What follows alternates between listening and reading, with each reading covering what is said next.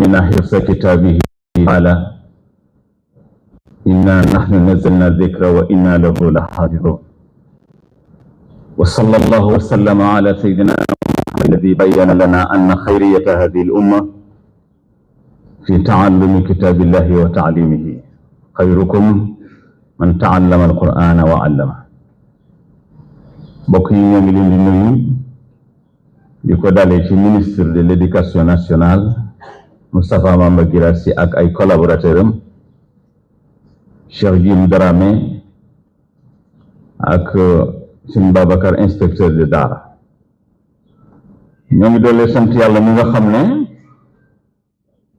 moo ñu joxoon assurance wax ñu ne moom téere bi moo koy wattu te lu yàgg-yàgg pexe du ci dugg lii dafa ñëw fedd li aaye boobu sama borom waxoon alxuraan xam ngeen ne bind nañ ko ci ay der bind nañ ko sax ci ay yax bind nañ ko ci kay yu tàqalikoo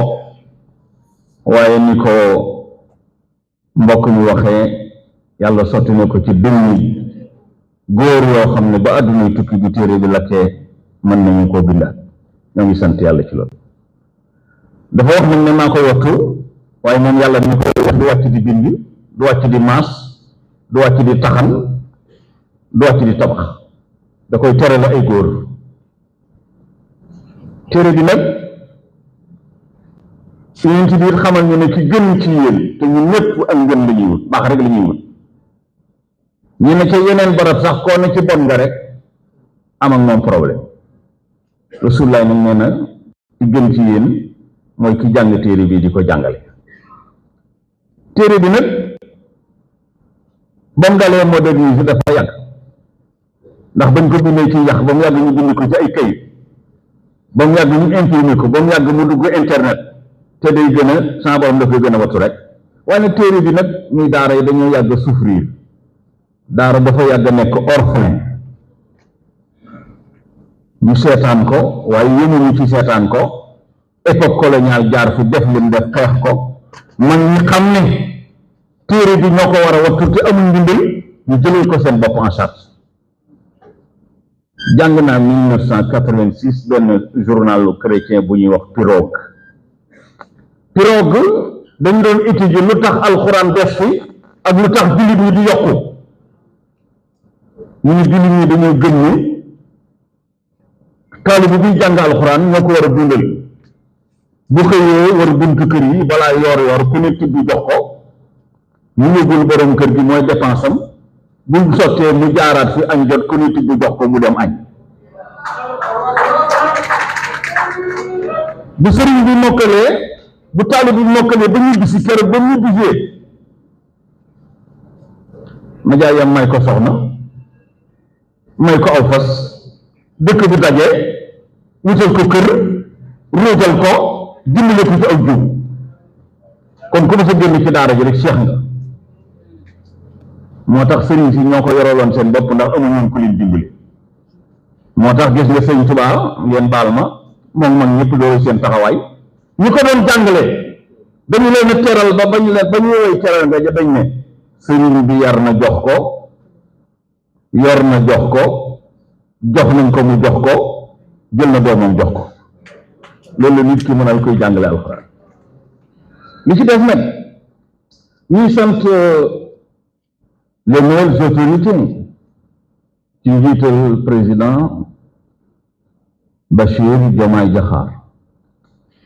ci initiative yi ñu jël depuis 28 novembre 2024 ñu defee ne woon waxi politique la mbokk mi wax na ko ñu dëggal ko tey ci journée lancement des assises de Daara ci accompagnement bi ñu accompagner Daara insha allahu taala ndax am na ñu fi jaar def nañ dara waaye ba ñuy tàmbali dañu doon xalaat ci palaasu sëñ Daara yi loolu jur na toor ndax wolof ne wokkal ma du wokk fa la neex wokkal ma kasanal ma du kasan fa la gënal moo tax bu ñu woowee nag acteurs yi tey ñu diagnostiqué ànd ak ñoom ñu accompagner leen loolu dal na xel su ko defee nag li ci des mooy sëñ daara yëpp dañ leen di ñaan ci turu ilimaan yi ñu accompagner projet bi ñu ne ko bërki démb dafa doon xaj ak golo bu ko dàqee ba ci garab bi mu ñëw du am pexe mu tëdd ci suuf léegi dootu xaj ak golo la bu ko dàqee ba mu kii ba mu yéeg mu ñëw fekk ko ci kaw waaye nag ñu def ko ak ndànk ba ñu yàkkamti def ko ak progressive de manière progressive l'islam noonu la àtte ba bés ni ki tey su ko defee ñëpp ñu tànn ñu teewal sëriñ daara yi doyloo leen te jàppale leen ñooñu ñuy wàccee information yi te nag ñu fexe ba daara yëpp nag ñu ñaan président formation professionnelle ñu gën cee insister ndax sëñ Babacar Si mbaax mi nee na boo bëggee gis jullit bu ñàkk teggin jullit bu ñàkk yar mu ne fekkal jullit bu amul métier rek bu mokkaloon alxuraan yi te amul métier moo gën a ñàkk kersa ci diggante ma boroomam moo tax mu ne tarku tasabbubi kun min suu'i ma adabin sababu leen te bu leen sukkandikoo yëngu ya assalaamu aleykum wa rahmatullahi wa barakatuh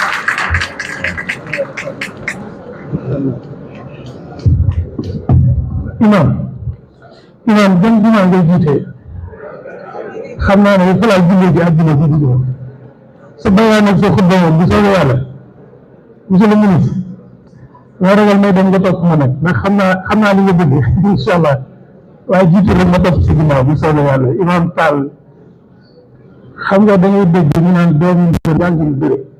yàgg dees na la ñam ñu defe ne mbër yi la ñuy wax waxuñu mbër yi de mbër mooy képp koo xam ne la nga ne doon nga ca kaan doon ca fóore am ca fulla am ca fayda ba di ko joxe nga dégg ñu naan ko iñaane sa ndono sa dayee ñaaw ñu defe ne ñu ngi jur a tax déedéet kon imaam ñu la jàngal yow it sa sëriñ daara ya la jàngal ba nga mën a taxaw fii waxee nii ñooñu yàlla leen yàlla fay ndax imaam nga waaye amoon nga sëriñ daara rafet na lool sëñ Babacar nag moom radiyallahu taala anhu yàllaa ko may ñëpp jàpp ci moom ndax ku tiit rek jàpp ci mbay te def naa ne ñi ngeen di cité daal ñooy référence yi waaw ñu daal wax dëgg ne yàlla monsieur le ministre nañu gërëm rek ministre de l'enseignement supérieur moom nga xam ne sa naataangoo la yéen it ku ko fi toogal waaye comité des assises bii ginnaaw kàddu yi ci des bëreetul dañuy fàttali ne baatu assise xam naa monsieur le ministre dina ci ñëw bu baax a baax waaye baatu assise dafa am ñaari ñu mën a tekki benn bi mooy ñu toog di waxtaan waaye assise ci français dafay tekki cëslaay les assises dafay nekk cëslaay loo xam ne moom la ñuy tudde ci tabax fondation kon nañu fexe ba lii ñu doon mbooloo mu toog waaye mu doon nag fondation bi nga xam ne ilaa yooyu diini daf ñu may dootu ñu toogaat di ci waxaat wolof nag nee na toog di xoolante ku ne di gis sa sikki mu morom yenn saa yi nag bokk fu ñu xool da ko gën essayons de regarder ensemble dans la même direction plutôt que de passer notre temps à nous regarder li ci des nag mooy ñu jiite assise yi muy président comité de pilotage bi ñu ngi koy gërëm bu baax monsieur le ministre ne ci ñëw mais ñuy fàttali mbooloo mi ne Serigne Tahir Fall la ñu ngi ci sonn lool di ko gërëm docteur Sam Bousso mooy président comité d'appui scientifique bi ki nga xam ne nag moom lañ dénk daara yi muy Serigne Babacar Samb moom mooy président comité d'organisation bi ñii ñooy ñetti wos yi nga xam ne ñoo nar a tere cin li tuur chiffre 3 nag dafa xaw a symbolique ci ñun moo tax dañuy gërëm bu baax comité boobu li ci def nag mooy dañuy jox kàddu gi ki nga xam ne moom moo war a wax ci turu association yi tax nag ñu daje fi mooy sëriñ daara yi te kooku tey ki wax ci seen turu mooy sëriñ Assane Diop sëriñ Assane bismillah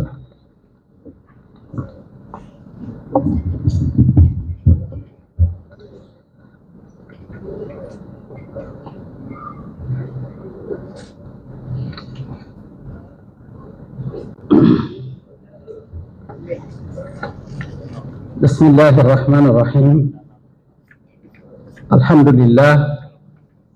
والصلاة والسلام على رسول الله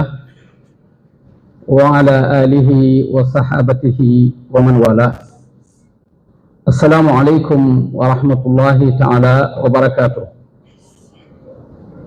نحن نبقى نكتي بربيت جيتال مسلم ministre Moustapha Mbaba Guirassy ñi nga xam ni moo jiite liggéey bi tax ñu teew fii ci barab bi di nuyu docteur Jim Dramé bokk ci daara ji moom itam teewal fi président de la république sunu nuyoo buñ leen ko joxee ñoom ñaar nañ ñu ko jottali mboolem ñu fi nekk yépp gannaaw bu ñu baralee nuyoo direction des daara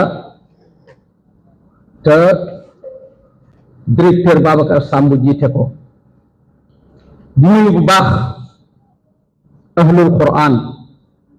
hum ahlullahi wa xaasatuhu te mooy sëriñ daale yi nga xam ni tey jataay bi ñoo ko moom ñépp dañ leen ciy gunge doomu ko xam ni ñu ngi ciy gunge sëriñ daara yi yàlla na sama borom dogal nu ñëpp nu àgg fa nu jëm te yàlla gërëm ko sunu kàddu di kàddu daara ji bu ñu waxee kàddu daara ji mooy kàddu association yi waaye ka yor daaraam nekk fa gën a sori ca Casamance wala Fuuta te bokkul ci benn association kaddu gi na jàpp ni moo ko moom kon kaddu daara ji la ñuy yëkkati kaddu gi nag li ci jiitu mooy ginnaaw bi ñu santee sunu borom subhanahu wa taala ci cëral bu ñu cërale ñu féetewoo jàngale alquran ak yar doomi jullit yi te lu ñu ko fekk ñu man koo mun ngir liggéeyal sunu borom subhanahu wa taala waaye ñu yëkkati nag kaddu yu ngërëm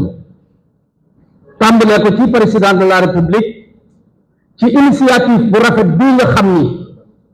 alquran bind na ci biir Sénégal lu ëpp junniy at te jataay bu ni mel mësta am xalaat bu ni mel mësta am kon bu agsee ci réew mi ci ab njàlbéenam mu wax ni dafa bëgg a jox daara ak xam kon dégg ne jub jubal jubbanti foofu la gën a yellee ndax inna hada alqur'ana yahdi lillati hiya aqwam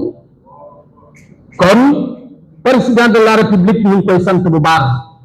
waaye ki ñu ko teg itam ci loxoom di ministère de l'éducation nationale biñ ko dénkee ba léegi jataay yu ñu ci am te dénk ko direction des daara directeur Babacar Samb jiite loolu jataay yépp ñu ngi xam li xew ñu ngi koy fekkee wax nañ ni it dañoo bëgg ñëpp bokk ci tam ñun loolu la ñu soxla daara nag képp koo xam ne dañ koo bëgg a jox ak xam faaw di nga waxtaan ak sëriñ daara yi ndax ñi fi jaar ñëpp wax nañu ko daara dafa yàgg tumurànke ñu xam ko lu bari buñ ko ko xañoon dong toog dañ ko tee tegal benn difficulté benn jafe-jafe mu dem ak boppam waaye dañ ko tee dooleel ay jafe-jafe ànd ak loolu lépp li daara réalisé ci Sénégal bii buñ ko génne woon teg ko boor bokk yi lu ciy des ci réew mi kon jàpp naa ni kooku buñ ko nee dañ laa bëgg a jox sa ak kon buñ ko joxee akam dana liggéey bu ëpp doole liggéey bi ñu liggéey boo waajal Sénégal ba bàyyi fi mag lii fi bàyyi fi ndono lii fi bàyyi ba maanaam Sénégal ñu mel nii mu mel tey réew yu bari teg ko bët ngir aw doxalin ci biir loolu ministère de l'éducation nationale bokk na ci kàddu gi nga xam ni daara ji ñu ko yëkkati ndaw yi nga xam ne dañ laa nekkal ci département yi nekkal la ci région yi la nga leen wax nañ leen si wër bu baax ba loola ñu sàmmoon teg loola te fexe ba acteurs yi bokk ci daara yi di sëriñ daara yi fekke waxtaan yi ndax ñoom ñooy dund daara ñooy dund jafe-jafe daara ñoom buñ ko fekkiwul jàpp nañu ni liñ ci bëgg duñ ko mën a am kon daara ñu fa nekk di ca liggéey nañ ko xamee loo jige daara ji te bëgg ko doo sëriñ daara ji mënoo xamee daara ji noonu beneen bi ci topp ndimbal li daara soxla ministère de l'éducation nationale nañ koy tàmbalee ci ña gën a néew doole nañ koy tàmbalee ci ña gën a suufe ñu yéeg jëm kaw ndax daara tumuranke na am na ci ñoo xam ne sonn nañ ci lool te nit day fonk ndonoom am na ñoo xam ne la leen bàyyi ci daara seen deret moo leen ci bàyyi puisque adduna lii rek moo fi nekk muy ragal ruus jomb ragal yàlla rek lañ koy def ruus sa moroomum nawle nga ko war a def waaye jomb dara te koy def am na ñoo xam ni bu doon xiif di mar di bañ a ndékki wala bañ a añ wala bañ a reer du tax mukk ñu woon ginnaaw daara ja jomb nañ ko ñooñu dañ leen a war a xam ministère de l'éducation nationale bokk na ci li nga xam ne daara ji yóbbante na ko mooy jamono yi ñu toll ak fii ñu toog di wax dëgg yàlla am nañu kersa tuuti donte la nag am nañ courage te gën ñu fii ñu jëm insha allahu rabbi danañ fa àgg kersa gi li ñu ko yóbbee mooy suñu mbokki daara yoo xam ne dañoo jàppoon ni ñoom ñooy bokk jataay bii tey te suñu mbokki daara yooyu caabi féete leen gannaaw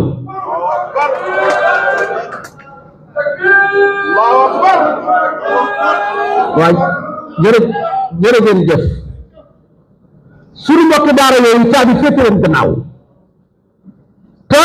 bi ñu gëstu dëgg ba xóotal ko li tax caabi féete leen gannaaw mooy jafe-jafe daara kon bi ñu jëlee ci waxtaane jafe-jafe daara ndax waxtaan moom lii rek lay jur waaw xaaf ji waaw gi mooy waxtaan xaaf gi mooy xamante jiir gi mooy jariñante kon dañu jàppoon ni bu ñu demee ba toog ci assis yi waxtaan dina am xamante dina am jariñante dina am kon bu ñu doxee jëm ci ay assis war a waxtaan loolu ñëwagul am ñu téye ci ñun te jafe-jafe daara tax ñu téye leen loolu dana lu metti loolee nag ñoo ngi ñaan li ngeen ci man ak fu ngeen ko mën a jaarale ndax am na yoon yu ñu war a mën a jaar ba ñu fekk jotaay yi ñu jëm loolu ñu ngi koy sàkku fi ñuy mujj suñu kàddu mooy docteur Djim Dramé ab yóbbante la bu jëm ci président de la république ñun yëpp lañu ni alquran ni ak ruu mel ci mbindeef ci doomu aadama noonu la alquran mel ci jullit noonu la alquran mel ci ab jullit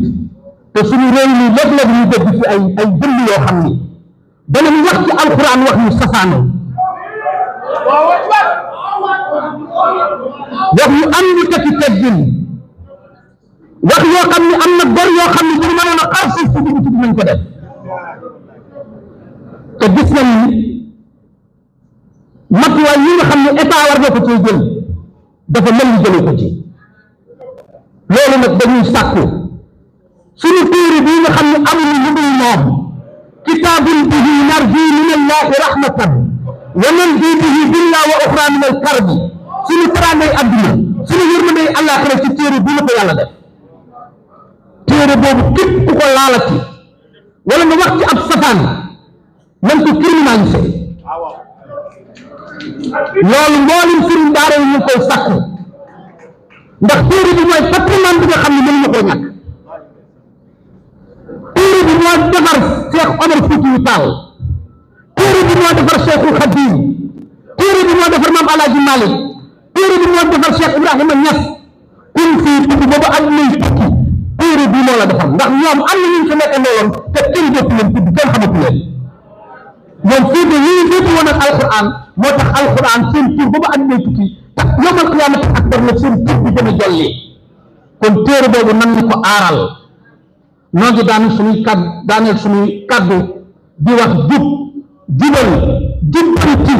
loolu day yàkkamti nañ ko ci daara jii di alquranul karim wasalaamu aleykum wa rahmatullahi wa barakatuh. conseil supérieur maître coranique yi ñu ngi fi conseil consultatif maître coranique yi ñu ngi fi ASSOAMEC ànd liggéeyal daara AGEF association nationale des daara ligue des écoles coraniques MODAP am na ci association boo xam ne mbind moo leerut ki ko bind ma ñëw wax ma lu mu mën a bind Xadimat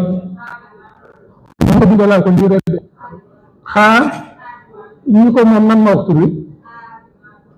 waaw baax na kon xam ne li ma bëgg a wax waaw loolu la bismillah defe naa ne sortant daaray Kokki ñu ngi fi njabootu sëñ Amadou Saxir Lo ñu ngi fi collectif de daara public ñu ngi fi am na ñaar yoo xam ne mbind mi ndóor damay bañ ñu gàgganti ma ndax wolof nee na kun gàgganti doom bi yoon dañ laa gàgganti waaye ku diir ñu gàgganti waat na yaa gàgganti sa bopp bu ci kanamee bu mbind mi ndóor dina ci ñëwaat li ci des nag mooy dañuy jéem a avancer ci programme bi tuuti bi ñu sama benn jàmm bu fi nekk Imam Adama Seck gisuma la woon xam nga vice président fédération sama wëllëre yàgg léegi nag fanweeri at yàlla barkeel macha allah di la nuyu bu baax di tatagal fédération bi yëpp. Maintenant nous allons passer la parole à une dame venue représenter un partenaire stratégique et essentiel dans ce processus. La Banque mondiale est représentée par Madame Fatou Samba et nous vous prions, Madame, de venir ici pour délivrer le message de ce partenaire technique stratégique qui infatigablement s'allie à nous dans le cadre de la réalisation des objectifs qui lui sont assignés, mais aussi dans la vision 2050 que l'État du Sénégal veut mettre en œuvre. Vous avez la parole.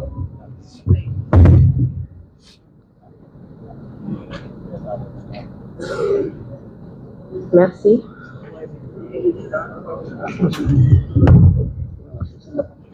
Merci beaucoup.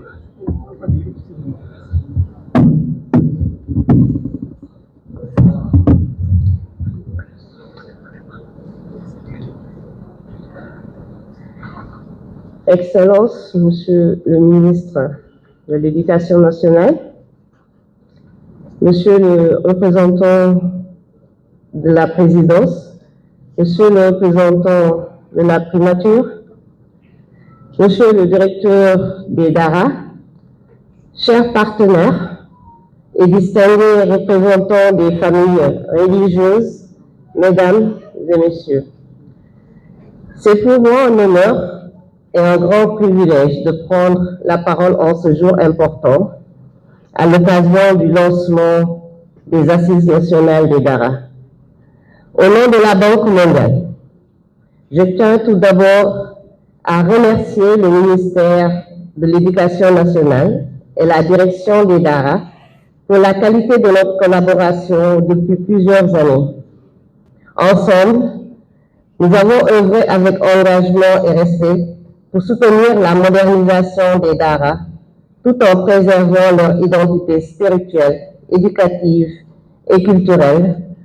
profondément ancrée dans les valeurs du Sénégal. Il convient de souligner que le Sénégal a fait face à un enjeu majeur. Aujourd'hui, environ 1 500 000 d'enfants sont actuellement hors du système scolaire formel, soit environ 45% des enfants en âge d'être scolarisés, c'est-à-dire des enfants entre 6 ans et 11 ans. Ces derniers bénéficient de diverses alternatives éducatives, notamment les DARA, ces écoles coraniques traditionnelles qui jouent un rôle fondamental dans la transmission des valeurs spirituelles, culturelles et éducatives. Les daras ne sont pas seulement des lieux d'apprentissage religieux. Ils constituent une composante essentielle du paysage éducatif sénégalais. La Fédération nationale des associations d'écoles coraniques du Sénégal regroupe aujourd'hui près de 16 800 daras et environ 2 millions de nombre daras. Leur poids et leur influence dans la société est ainsi bien souligné. Ces établissements sont souvent les seuls accès à l'éducation pour de nombreux enfants, notamment dans les zones rurales. Conscient de cette réalité, la Banque mondiale a soutenu à travers le projet d'amélioration de la qualité, de l'équité et de la transparence dans l'éducation de base, le PAQET, un investissement de 30 millions de dollars, environ 18 milliards de francs CFA. Ce financement a permis d'améliorer les conditions d'accueil de 527 daras grâce à la construction et réhabilitation d'infrastructures, l'accès à l'eau potable, le soutien alimentaire, la fourniture d'équipements scolaires, l'amélioration de l'hygiène et de l'assainissement, ainsi que la formation des maîtres coraniques pour enseigner le français et les mathématiques. Pendant la pandémie de COVID-19, un soutien supplémentaire a été apporté à plus de 1000 daras. Cela comprenait la fourniture de kits d'hygiène et de produits sanitaires, un appui nutritionnel pour lutter contre la malnutrition et une campagne de communication et de sensibilisation intensive sur les mesures d'atténuation de la COVID-19. Ce soutien s'est poursuivi avec le projet d'amélioration des performances du système éducatif, le PAPS, qui est actuellement en cours, qui mobilise 100 millions de dollars, c'est-à-dire aujourd'hui 60 milliards de francs CFA, et qui vise à renforcer l'intégration des daras dans le système éducatif national. Plus de 1000 daras bénéficieront des contrats de performance basés sur le partenariat, l'inclusion, la qualité et les résultats axés sur l'apprentissage fondamental. À cela s'ajoute le soutien apporté aux daras préscolaires à travers le projet Investir dans les premières années pour le développement humain du Sénégal, au Sénégal, du PABHS, avec une enveloppe de 75 millions de dollars, soit 45 milliards de francs CFA. Ces chiffres témoignent d'une conviction profonde. Les daras sont des partenaires incontournables pour atteindre l'objectif national d'éducation inclusive et de qualité. Dans cette perspective, le Sénégal 2050 place l'éducation au cœur de son projet de développement durable et inclusif. Le gouvernement du Sénégal s'est fixé pour objectif d'atteindre un taux de scolarisation d'au moins 90% des enfants en âge d'aller à l'école, avec une attention particulière portée à la qualité de l'enseignement, notamment en milieu rural. Cette ambition inclut l'actualisation harmonieuse des curricula des daras, le renforcement des compétences des maîtres coraniques, l'intégration de la formation professionnelle ainsi que la création de passerelles entre l'enseignement coranique et les éducatifs conventionnels. Les assises nationales des daras constituent une occasion unique de dialogue sincère, d'écoute mutuelle et de construction d'une vision commune. Elles doivent nous permettre de bâtir ensemble un avenir où chaque enfant, qu'il soit dans un dara ou à l'école conventionnelle, de bénéficier d'une éducation de qualité, d'une dignité respectée et de perspectives réelles d'avenir. À cet effet, la cartographie des daras est un travail de base important qui permettra d'affiner les conclusions de ces assises. La Banque mondiale réaffirme sa confiance et son engagement constant aux côtés du Sénégal pour soutenir cette dynamique nationale. Dans une approche d'accompagnement respectueux des valeurs culturelles, de soutien adapté aux besoins exprimés et d'appui à une évolution qui préserve l'essence et l'authenticité des Dara. Nous vous souhaitons des échanges riches et des travaux fructueux. Peut-être, juste parce que nous avons fait le discours en français, peut-être dire quelques mots en Wolof pour résumer un peu la vision de la Banque mondiale. ayuma kon ne daara bi ni mu liiree français wax olof waaye dinaa jéem a góorgóorlu. Banque mondiale dañu teel a comprendre ni daara yi dañu bokk ci système éducatif Sénégal. ñun depuis avant 2018 ak projet paquet bi commencé nañu di appuyer ministère de l'éducation nationale ci daara yi avec un projet de 18 milliards commencé woon nañu ak 527 daara di leen appuyer ci ay construction réhabilitation ak plusieurs autres activités. Projet boobu jeex ñu commencé PAPS bi ak 60 milliards et dañuy continuer di jàppale daara yi bu yàggul dara defoon nañu tirage daara yi nar a am partenariat ak contrat de performance ci PAPS bi. C'est plus de 1000 daara qui vont ñu nar a bénéficier ci financement yooyu. Donc ñun dañu comprendre ni daara yi dañ ci bokk parce que bu ñu waxee vision Sénégal 2050 wax 90% xale yi dañu nar a jàng bi mën na nekk jàngum école tubaab mën na nekk jàngum daara l'essentiel que mu nekk jàng moo xam ne dina leen jariñ ëllëg ba nga xam ne dinañ mën a am métier et suñu bëbët mooy ñu jéem ci def ba nga xamante ne même xale yi nekk ci daara bu ñu buggee ëllëg continuer ci école bi am ay passerelles ñu leen di mën a permettre ñu leen di faciliter ñu mën a continuer jàng école bi. Donc ñun dañu yàgg soutenir te dañuy continuer di soutenir ñu ngi xaar conclusion assises yi pour xool ñu leen ko bëggee ñu defee ko noonu di leen accompagner te am na beneen projet bu tudd PIPADOHS boobu nangu tànk yi gën a tuuti yi 3 ans ba 6 ans tamit dañ leen jàppale ci seen daara boobu projet boobu 45 milliards la pour wane ni rek Banque mondiale ñu ngi seen wet pour jàppale daara yi et assises yi ñu ngi xaar seen conclusion jërëjëf.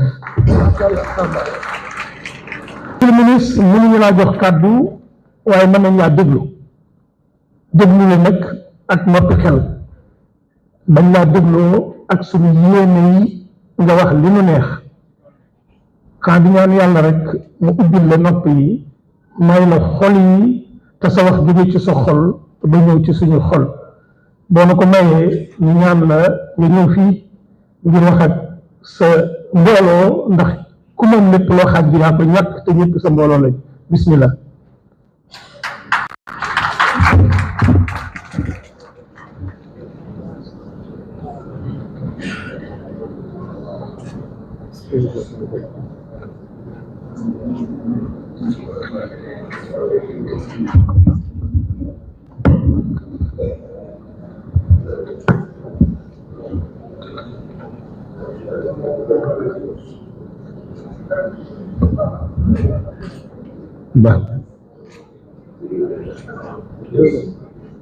أعوذ بالله بسم الله إن ولي الله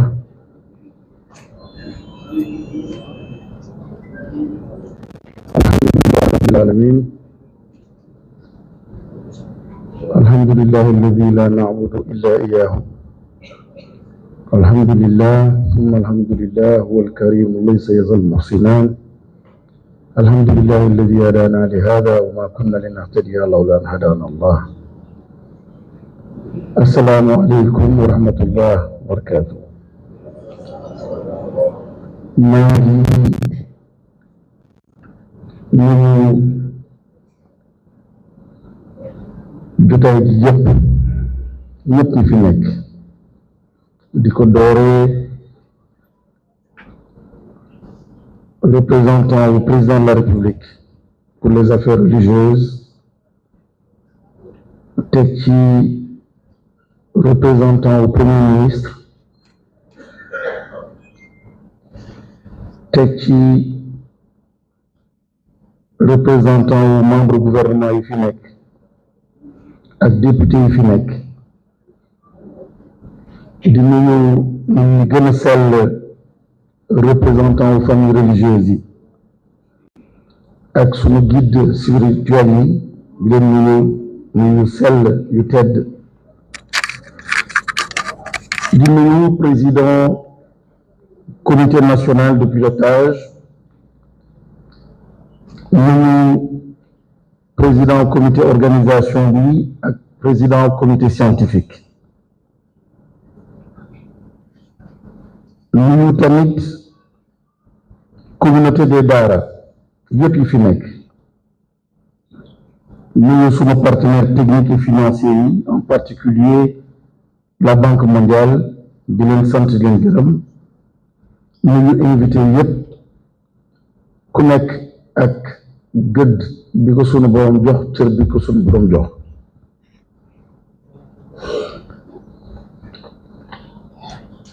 suma wolof leerul ndaxte man booru kii du laa jóge wante ma góorgóorlu ci wolof après def discours ci français ngeen jéggal ma ko sant sunu borom bu baax alhamdulillah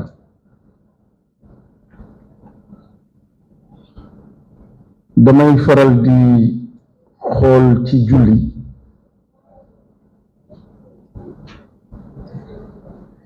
ndaxte fi ñu ko joxee yonent bi sallallahu alayhi wa sallam kawe na lool yu bëri li ñu wàccee ci moom dañ ko wàccee ci kaw suuf mais beneen bi dañ ko jox ci kaw kon ma jàpp ne lépp luñ fa wax rek ak li ñu ko jox dafa mel ni jama mu am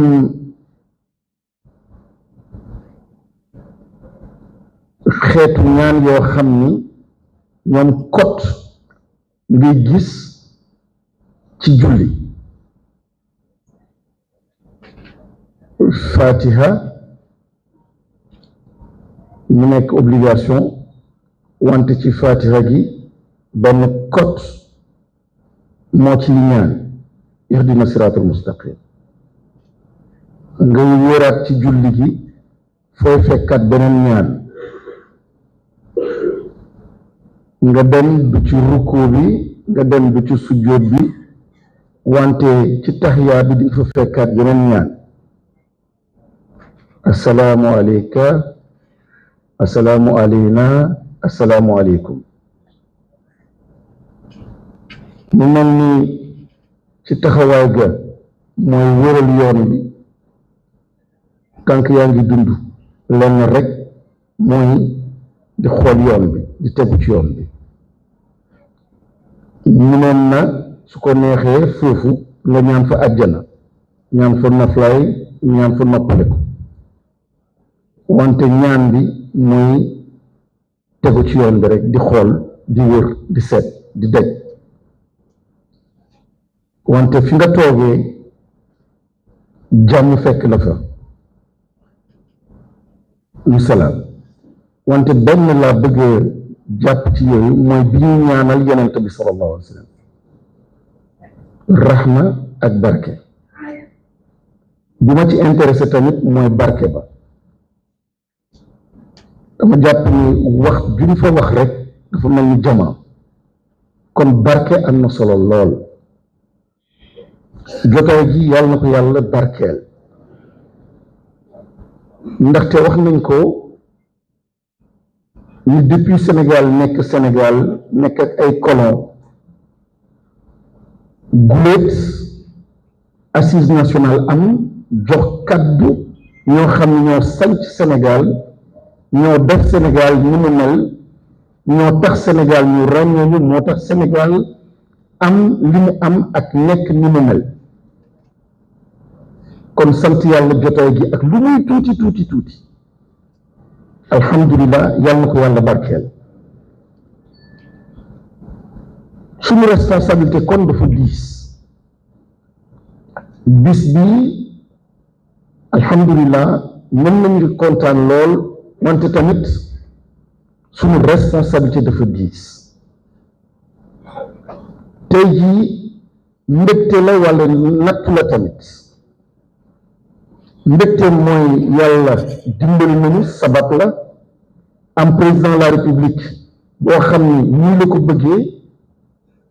wante nattu bi nag mooy ñun à partir d'aujourd'hui nattu bi li tax ma koy wax keroog maa ngi koy fàttali ci réunion un peu plus restreinte ma ne ko mission soo ko leeralul mën nga juum lu tax daara lu tax assise nationale ak lu ñu bëgg a am su dee jeexital bi mooy indi xaalis jox ko daara def naa dinañu juum su dee jeexital bi question logistique la ak question bâtiment ci daara yi dinañu juum jeexital bi mooy doomu aadama jeexital bi mooy defar doomu aadama jeexital bi mooy nekk xalifa suñu borom ci kaw suuf te président de la république gëm ko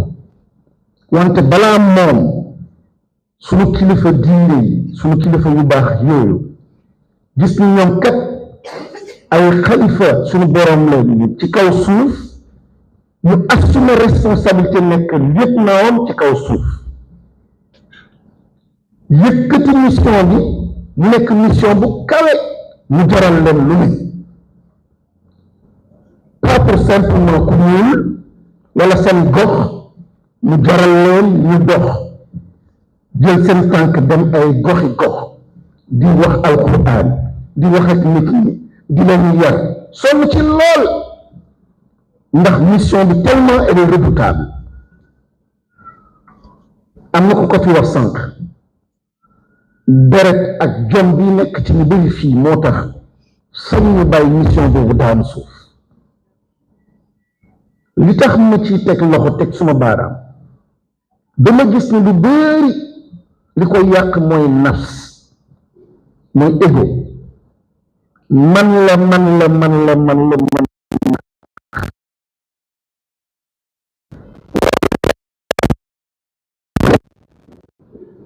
moo tax may ragal lool ma ne natt la tamit bu ñu def attention mooy fësal et mettre en avant loo xam ne mooy la mission centrale mooy daara li mu doon ak daara li mu war a defar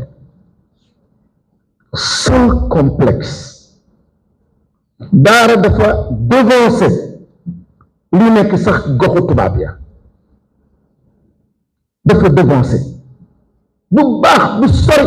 école yu bees yoo xam ne dañu ne ni école tubaab la daf leen devancer ñun leen devancer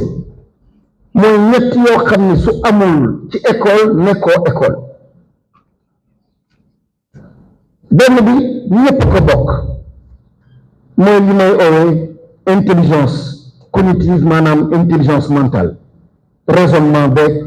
trouver mathématique beeg mën a xalaat kooku ñëpp ko bokk mu am beneen boo xam ni tubaab bi commencé nañ ko gis ñu koy oowee intelligence émotionnelle suñu boroom wax ñu ci alquran ce ne sont pas les yeux qui s'aveuglent mais ce sont les cœurs dans les poitrines qui s'aveuglent bët bii di gis bët bu baax ba ci biir xol bi la du bët yi te lii dal suñuy jeunesse ak lii dal suñuy xale lu tax comme jafe am mooy lii nekk ci biir bët yi war a xippi xool asamaan bët yooyu ñoo gumba léegi bët yi war a xool géej ñoo gumba gàncax bi la sa borom jox ak li mu la jox ci sa gox ñoo gumba li la sa borom may ci héritage culturel moo gumba gisatoo ko li nga gis rek mooy jël bateau ak gaal dem ci ay immeuble ay building États-Unis wala France wala feneen ak conséquences yoo xam ne ñu koy dund loolu nag dañ koy dundal pour nga mën a am connexion ak sa environnement amul benn prospérité amul benn tedd amul benn développement économique boo xam ne ancrage bi du nekk ci passion maanaam loo xam ne ci xol lay jóge doole bi foofu rek lay jóge mais su dee xol gi dafa dee su dee xol gi mënatul xippi gis li ko yàlla jox da ngay wax ba dee di nga liir alquran ba sonn wante dara parce que borom bi du weddi boppam ñetteel bi mooy li ñu am te keneen amu ko daara ñoo ko am keneen amu ko mooy li may ooyee intelligence spirituelle adduna ci laa bokk dañu réer ñëpp a jaaxle course effrénée ku nekk alal stress bi problème lu nekk ñu ngi koy gis xar mi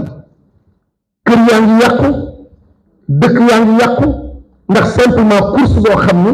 mooy course yaakaar ni mbir bi feneen la lenn rek ko mën a régler mooy daara lool li fondement am mooy le pourquoi des choses lu tax xam ne da ngay dee xam ne jaamu yàlla nga xam ni da nga war a baax ndax lii day régler lu bëri dina tax soo joxe ndox dina am sens pour yow dina tax soo taxawee tiim garab di nga mën a tiim garab gi wax ak moom dina tax nga gis bàyyi ma ci mbedd bi bu sonn nga taxaw xool sa digganteeg borom xool parce que am na sens pour yow am na signification pour yow mais pour keneen amul signification te tey jii moo tax amatul benn signification moo tax ku mu neex nga dagg garab ku mu neex nga gaare nu mu neexee ci yoon bi ku mu neex nga sànni sa mbalit ci mbedd bi parce que amul signification pour yow kon daara dafa am loo xam ne tey jii je ne parle même pas de suñu école adduna moom lay wër mooy ce capital spirituel dama koy wax di ko bamtu am nañu pétrole am nañu or wante le plus précieux bi ñu yàlla jox mooy le capital spirituel ce capital spirituel su may comparé à d'autres civilisations ñoom seen capital spirituel moo tax ñu am benn développement boo xam ne kii extraordinaire mooy suñu mbokk yi nekk booru Asie soubassement bi yépp seen diine la mais diine ci lañ ko jëlee mu infuser seen culture organisationnelle ñu am ci discipline suñ lay jox seen carte de visite sëgg jël ñaari loxo di la ko jox soo demee Japon suñuy dugg sa biir nekk seen ñaari dàll et cetera mais kooku demal Tiwaawan di nga ko gis demal Touba xale yi mel nga di yare demal ci daara yi demal Kaolack Baye Niass demal Fuuta noonu la ñu mel wante xeet ko ak bañ ko dugal suñu système éducatif moo ñu coûté cher moo tax le capital humain bi ñuy wax 2050 numérique baax na am na solo industrie baax na ingénieur baax na wante li ko yor mooy jikko te daara jikko lay defar nit lay defar moo tax mbir bi dañ ko war a comprendre ak régler vraiment la question man am na kenn ku ne na daara jël àqam su daara jëlee àqam dara dootul desati dara waratul des sax ndaxte day mot sëkk wante nag na daara tamit xam ni ko yàlla jox na daara xippi xam lan la adduna laaj tey adduna li mu laaj mooy daara li mu yor dem leen dans n'importe quelle entreprise organisation lii daara yor la ñuy wër mooy nite mooy connecté sa environnement mooy ngay xippi di xool waxu climat kan moo ko war a wax lu dul nitu daara protection de l'environnement kan moo ko war a wax lu dul nitu daara protéger les enfants kan moo ko war a wax lu dul nitu daara protéger l'autre respecter l'autre kan moo ko war a wax lu dul nitu daara moo ko war a wax kon les véritables enjeux de l'humanité waxuma sax du Sénégal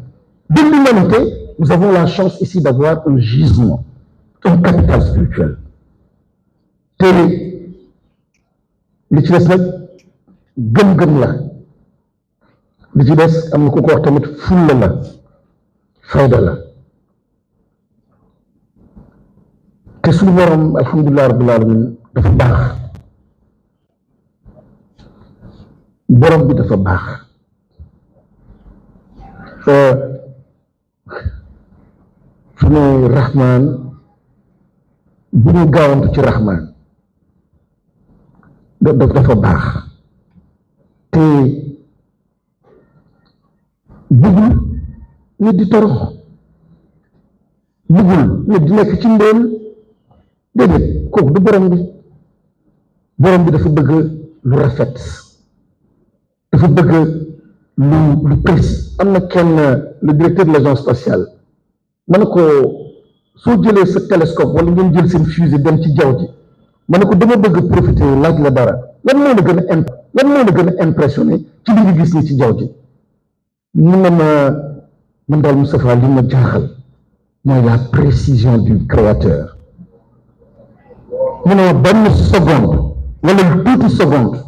su amee retard ci rotation soleil wala ci terre bi àdduna tukki benn retard ak tierce de seconde àdduna tukki mu ne c'est ça qui l'impressionne, la précision dans la création de l'univers. waaw kuy defee noonu ku mel noonu dafa ay à peu près ay kii noonu yàlla baax na déedéet il est précis, il est dans le travail, il est dans la discipline, il est dans la rigueur te suñu mag ñu baax ñun lañu meloon lu ñu wax def ko liggéey la ñu xam set wecc la ñu def du yar noonu. C'est ça les daara, c'est ça la force des daara. may ñaan suma mbokk yi nekk ministère ba plus d'humilité, administration bi na ànd ak plus d'humilité. tubaab bay jàpp nañu jàngal nañ ni ñun ñoo xam kii làkk arabe wala kii làkk wala fu xamul. Refondation yi ak assises yi première des exigences en termes de qualité c'est plus d'humilité et dans l'écoute. am na ko ko wax fii suñu demee ci gox ya nañu déglu ñu fa ne di écouter nag du wax ak ay nopp rek mooy xol buy ubbi ngay xippi di comprendre.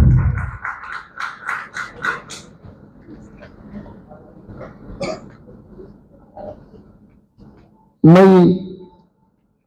sant bu baax sëriñ daara yi di sant ndey daara yi ak ndongo daara yi di jeexale suma wax ci wolof ci benn xiisa tamit boo xam ni borom bi ñu ñu koy nettali alhamdulilah defe naa ci kin baal ma mu defe naa ci surat al araf fi muy nettali ci paradis bi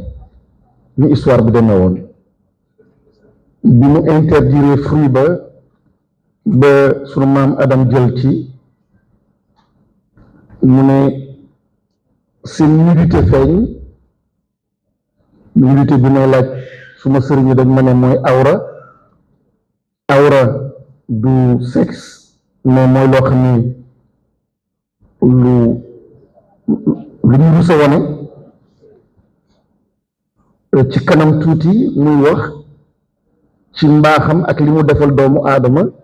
wante mu teg ci lu précis libaasul taqwa xayrun maa indi yére ba pour couvrir wante de la meilleure des couvertures bi gën a mën a sutura moom mooy taqwa libaasul le vêtement de la piété. mu am benn misaal bu muy def mu ne nga gis maam aadama nekk ci àjjana di jël xob ya di nëbb awra ba man de ngeen baal ma ci suma xalaatu bopp maa ngi tuut su dee dafa dëng ma ne de misaal ba mooy feuille ya mooy kuy jël BMW ak kuy jël immeuble ak yére yu rafet ak parfum bu rafet mel ni di ko kii pour nëbb loo xam ne dafa ruslu mu nekk misaal ba wante borom bi ne libaasul taqwa xayrun le vêtement de la piété moo gën mais piété fii fi ma koy déggee mooy li borom bi di wax tamit rek du deret bi soo leen reyee xar du deret bi mooy egg ci man du yàpp ji mooy egg ci man julleeg woor borom bi moom il peut s'en passer wante lépp rek pour doomu aadama la ndax yërmandeem te kuy xool ba xool woor dafa baax ci yow julli day baax ci yow de temps en temps nga recentré wu koor dafay baax ci yow kon lépp rek ci doomu aadama la kon piété bi muy wax en réalité c'est pas pour Dieu parce que amul il est au-delà de tout cela en réalité piété boobu c'est pour yow sa bopp dafay baax ci yow te amul lenn loo xam ne maa ngi koy dund lu ñaaw li nekk ci man lenn rek ko mën a sutura ak ëllëg ba du feeñ mooy simplement nga teg benn jikko bu rafet ci kanamam xaalis nëbb ko daraja nëbb ko dara nëbb ko lu dul simplement jikko moo mën a jikko bu baax moo mën a nëbb yu ñaaw yooyu nekk ci doomu aadama kon daara du waxu politicien président de la République c'est que souveraineté bi ñuy wax ak changement bi ñuy wax nous devons aller vers un leadership spirituel benn intelligence spirituelle benn capital spirituel nous battre pour cela et j'ai benn exemple chez moi à Kidou dama am ñetti département mu am benn département boo xam ne Saarawa la xam naa suma mbokk Saara yaa ngi fa foofu dafa am or mu am benn gox muy Kédougou moom mooy capital bi foofu ñoom jàpp nañ ni ñoom ñooy patron yi ñoom ñoo nekk ci digg bi mu am beneen gox boo xam ne yooyu nekk fa muy Salémata wante dafa am lu ma commencé di seetlu ci cadre yi dafa am loo xam ne dama ko commencé seetlu ci ñii di percé di dem université de plus en plus gox bële fii or amul ak nekkuñu capital ñoom ñoo nekk di performer te suma prédiction mooy bisa ñu ñëw Salémata li muy am Kédougou du ko am Saarawa du ko am ndax borom bi su la tegee yenn natt yi dafa bëgg nga dem puiser ci loo xam ne réellement li ñu doon wax sànq moom mooy defar nit maanaam jikko ju baax ja kon il y a des instants rares où la nation se rassemble pour réaffirmer ce qu'elle a de plus précieux. Ce jour est de ceux-là. Nous voici réunis pour honorer, éclairer et projeter l'avenir des Daara, ces institutions qui, depuis des siècles, forgent en silence les consciences, affermissent les âmes et façonnent l'esprit sénégalais dans sa profondeur la plus authentique. Parler d'éducation selon le modèle Daara, ce n'est pas seulement parler de mémorisation ou de récitation de Coran, c'est parler de discipline, d'endurance, de résilience. C'est parler d'un apprentissage où l'on forme l'homme avant d'armer le citoyen, où l'on éveille à la patience, à la rigueur, à la maîtrise de soi. C'est parler de civisme, de patriotisme et de spiritualité. En vérité, parler de Daara, c'est remettre au cœur de notre projet de société la question centrale de l'éducation aux valeurs. Ces valeurs qui nous manquent tant et que l'on cherche souvent ailleurs, alors qu'elles ont toujours été là. L'éducation des Daara, c'est aussi une école du savoir devenir, un espace où le caractère se forge, où l'humilité se cultive, où la capacité à faire, à créer, à servir se développe au fil des jours. Derrière les savoirs disciplinaires transmis se trament aussi des savoir-faire, des savoir-être et bien souvent des compétences professionnelles que notre temps redécouvre avec admiration. Alors posons la question en toute sincérité. Le modèle des Daara ne serait-il pas au fond le vrai modèle? Un modèle à revisiter, à revitaliser, à revaloriser, non pour le figer, mais pour en révéler la puissance civilisatrice et sa fécondité pour l'avenir. À l'heure où l'on parle de gisements de pétrole, de gaz, d'or ou de zircon, n'oublions pas que le plus précieux des gisements du Sénégal est ailleurs. Il est dans le cœur des hommes et des femmes qui, dans le silence des Daara, ont su transmettre la lumière du Coran. Le président de la République, son Excellence, M. Bassirou Diomaye Diakhar Faye, nous exhorte à explorer ces gisements spirituels disséminés dans nos terroirs, dans nos confréries, dans notre mémoire collective, afin de donner une âme, une conscience et une sagesse au capital humain qui portera la transformation systémique tant attendue à l'horizon 2050. Ces assises que nous lançons aujourd'hui ne doivent pas être un exercice d'apparat, ou une affaire de séminaire ou de conférence réservée aux experts. Elles doivent être enracinées dans le réel, aller à la rencontre des acteurs, dans les régions, dans les daras reculés comme dans les plus établis. Écouter, entendre, comprendre, car c'est au plus près du terrain que se forgent les solutions durables. Dans cette démarche, les qualités humaines et les postures éthiques seront notre boussole. Il nous faudra de la transparence dans les intentions, du respect dans les échanges, de l'écoute sincère, une rigueur républicaine dans la méthode, et surtout une générosité de cœur et un sens élevé du don de soi. C'est à ce prix que nous pourrons bâtir ensemble un consensus fort, légitime et transformateur. L'intégration des daras dans le système éducatif ne saurait se faire en opposant les savoirs. Elle doit se faire en les articulant. Aux côtés du Coran et de la jurisprudence, les pensionnaires des daras doivent pouvoir accéder, s'ils le souhaitent, à la maîtrise de l'informatique, de l'anglais, de la pensée critique, des sciences modernes, sans jamais perdre leur ancrage spirituel. L'ouverture n'est pas une dilution, elle est élévation. Les daras sont une composante essentielle de notre mémoire collective et de notre avenir éducatif. Mais ils s'inscrivent aussi dans un paysage spirituel plus vaste. En réaffirmant aujourd'hui notre engagement envers les daras, le gouvernement agit avec la même volonté d'équité et de reconnaissance à l'égard de toutes les formes d'éducation religieuse présentes sur notre territoire. Dans le respect de notre diversité spirituelle, chaque expression de foi et chaque cadre éducatif confessionnel, quelle qu'en soit l'obédience, trouve sa place dans la construction d'une société sénégalaise harmonieuse, inclusive et fidèle à ses valeurs de tolérance. Mais au-delà des structures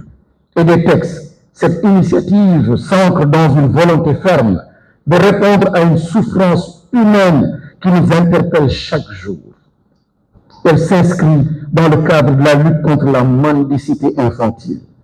Ce drame silencieux qui expose les enfants talibés, souvent livrés à eux-mêmes, à l'errance, à l'insécurité et à la précarité. Ces enfants qui arpentent quotidiennement nos rues ne doivent plus être perçus comme les angles morts de nos politiques publiques, mais comme des visages concrets de l'urgence éducative et sociale. Et ça, ce n'est pas les daras. En plaçant donc les daras au cœur d'une réforme inclusive et structurée, nous affirmons qu'aucun enfant du Sénégal ne sera plus laissé à la marge. Chaque destin mérite protection, dignité et espérance, comme le veulent les daras. Mais notre responsabilité ne s'arrête pas à la lutte contre la mendicité des enfants talibés. Elle s'étend aussi à un autre fléau, plus silencieux, mais tout aussi corrosif. La banalisation de l'indécence et la perte de repères dans nos espaces éducatifs. Nous avons vu il y a 24 heures ce qui s'est passé dans certaines écoles.